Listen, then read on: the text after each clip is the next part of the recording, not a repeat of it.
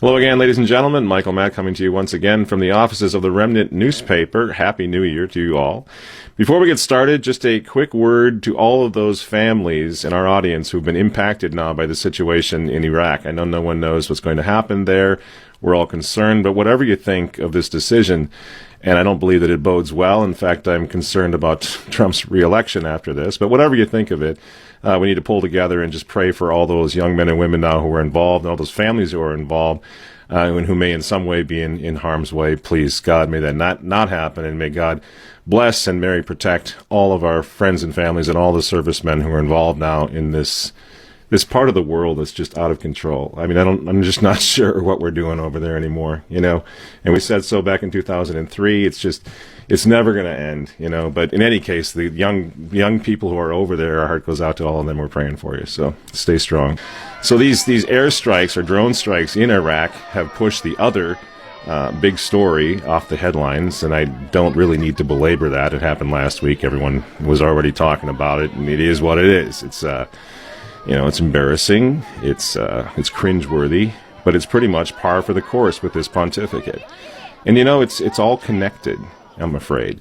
The constant papal scoldings, you know, the name-calling, the refusal of Francis to answer, you know, critics such as Raymond Cardinal Burke, important men of the church. He just refuses, he just gets angry, won't answer them, ignores them, a solemn papal silence for Vigano, you know, and getting miffed at the mere sight of Catholic devotion, even in children. Do you remember this one? Yeah, it's incredible. And I really think that Francis is more or less, the reason we see this, he's pretending. You know, he's pretending to be something that he's not. You know, I insist, I get in a lot of trouble for calling him, you know, Your Holiness, the Holy Father, but you know what? He hates that, because in Francis's mind, he's not the holy leader of a holy church. He's a politician. He's a political activist, leading a humanitarian organization called the Christian Catholic Community, or whatever they're calling it these days, you know? So last month, for example, we played that clip, once again, of Francis with Bono Vox, you know, from the Irish rock band U2.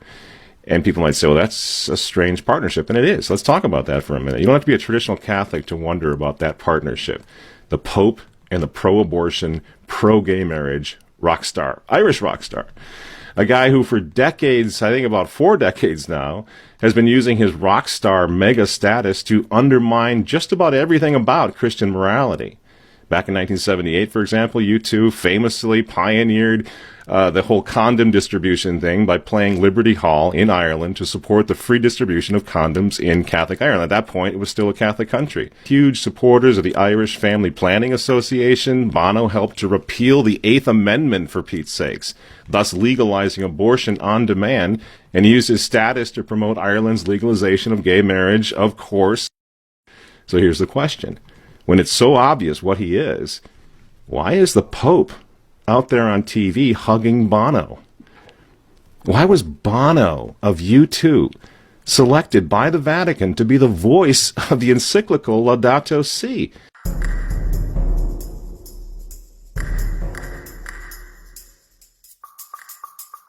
This year, Pope Francis called on humanity to change our own fate.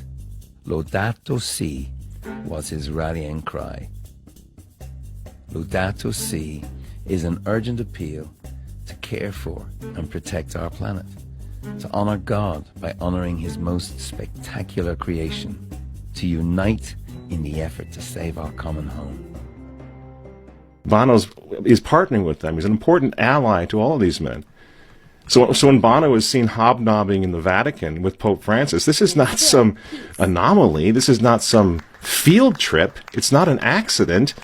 This is carefully scripted theater, carefully scripted propaganda, because they know it works.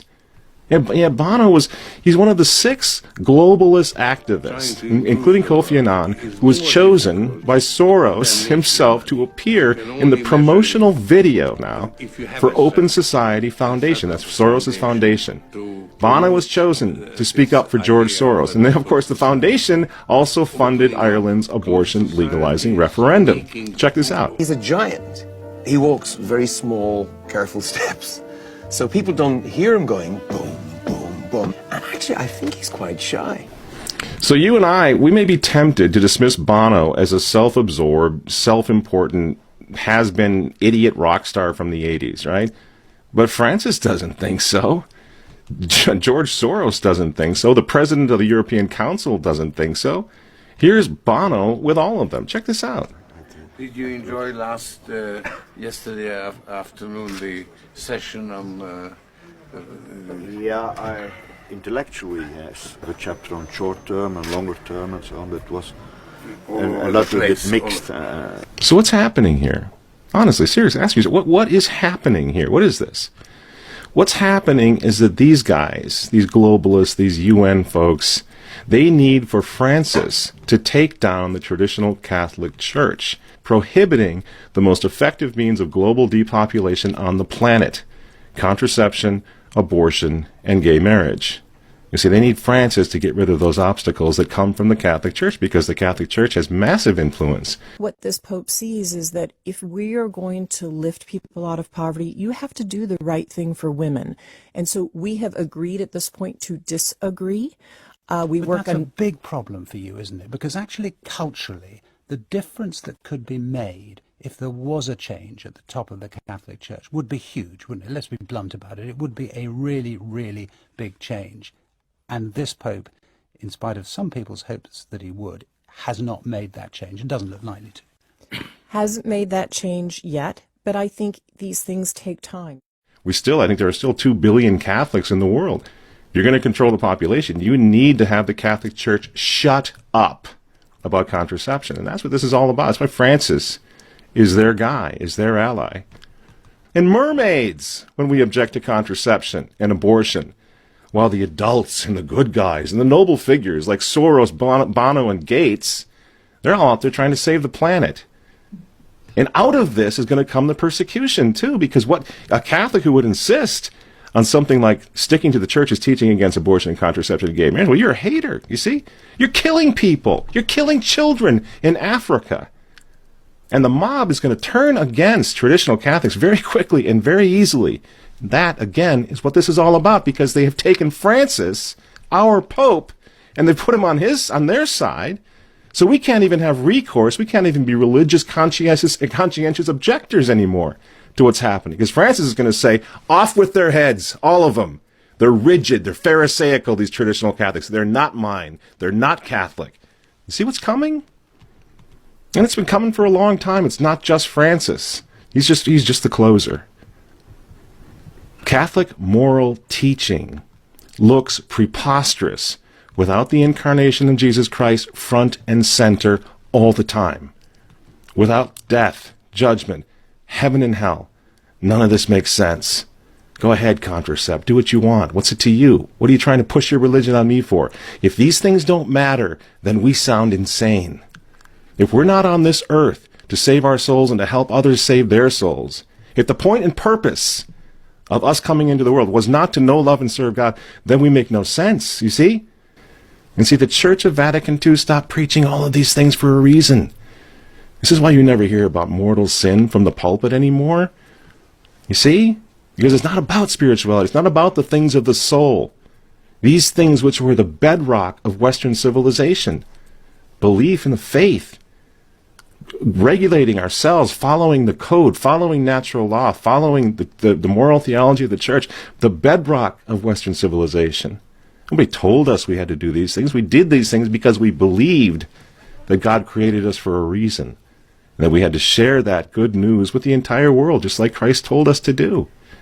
And see, the fruits of that belief, of that faith, they were unbelievably awesome. Everything the Catholic Church did was based on Jesus Christ's order, on his commission to go out, convert, baptize all nations. The very commission that the Church of Accompaniment has completely abandoned. They're not interested in converting anyone. They're going to accompany everyone somewhere. And at this point, it looks like they're accompanying most of the world to hell. And maybe that's the point. Because now Christendom, the greatest civilization in the world, the greatest civilization in history ever knew, has been replaced by this Masonic brotherhood of man with its perpetual wars, war on everything, not just countries, but war on marriage, war on morality, war on the unborn, war on the gender, War on the gender that we came into this world that God gave us as men and women. Even war on that has replaced the mighty Catholic Church. And now all the Catholic churches, the Catholic hospitals, the Catholic schools, they're all fading away. They're all gone. As the Church of Vatican II, the Catholics of Vatican II, contracept and abort at nearly the same rate now as everyone else. A very big goal that you have stated, get 120 million women voluntary contraception by 2020. You're a Roman Catholic. You were raised Roman Catholic, and some have said it runs counter to that. How do you wrestle with that? So I grew up Catholic. I went through K through 12 through Catholic school. I'm still a practicing Catholic, but over 90% of Catholic women in the United States use contraceptives because we believe in them. I use them. This is what happens to Catholics when you remove all of that. They were told to pray like Protestants, and now guess what? They've become Protestants, only worse. So you see what has to happen, friends. We need to focus ourselves on what traditional Catholicism is really all about. We need to move away from this idea that it's about liturgical preferences and pretty music and nice-smelling chant, because that's not what traditional Catholicism is all about. The fight for the old Mass was the touchstone of a Catholic counter-revolution against the New World Order, the ape of God, the reign of Antichrist. Maybe not the Antichrist, but an Antichrist. Traditional Catholicism now is the only thing that stands between that and us. And traditional Catholicism, for the sake not just of us, but for the sake of the entire world, must be restored now. So what are we going to do? If we all get together, what exactly are we going to do? I would recommend that we do exactly what Archbishop Carlo Maria Vigano said that we must do, in a statement of his as perhaps the most important statement of resistance since Archbishop Marcel Lefebvre. And I've got Lefebvre on a high pedestal, as I never stop bragging about the fact that I was confirmed by Archbishop Lefebvre. I got to tell you, Archbishop Vigano is giving Archbishop Lefebvre a run for his money right now. And those of you say, well, he's part of the Vatican II establishment. Stop it. Stop it. Read what he's saying. He's not part of the Vatican II establishment. Those days are over. He was, but he's waking up like everyone else is now. And if you want proof, please just read his December 19th, 2019 letter. Archbishop Vigano issued a statement in which he accuses Francis of heresy. He even uses the word formal heresy. Accuses Francis of setting up a false magisterium. He calls the Novus Ordo Mass the conciliar disaster. And he accuses the Second Vatican Council of having been a gigantic subversive operation, something like the French Revolution. Okay? This is Vigano speaking. We must unite together and face off against the evil one. Now it is our turn, he says, without equivocation, without letting ourselves be driven out of this church, whose legitimate children we are, in which we have the sacred right to feel at home, without the hateful horde of Christ's enemies making us feel marginalized, schismatic, and excommunicated. And he goes on to say, together with the Blessed Mother of God, we, the little ones, must work to crush the head of the infernal monster. This is a much longer statement, end quote, much longer statement. Please, please read it, because it tells us exactly what we must do. It tells us that we need to unite the clans against the evil, to keep the faith. We need to resist Francis to his face, and if we find ourselves back in the catacombs for doing it, so be it, and thank God for it, because what that means is that we haven't lost the faith. It means that the revolution failed where we are concerned. I mean, we didn't lose the faith as millions of our co-religionists have over the past 50 years.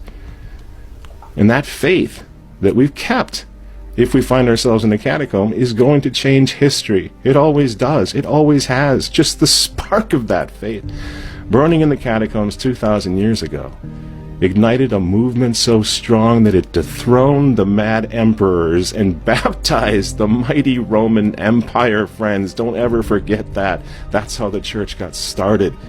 And that's how the traditional Catholic Church is going to rise again.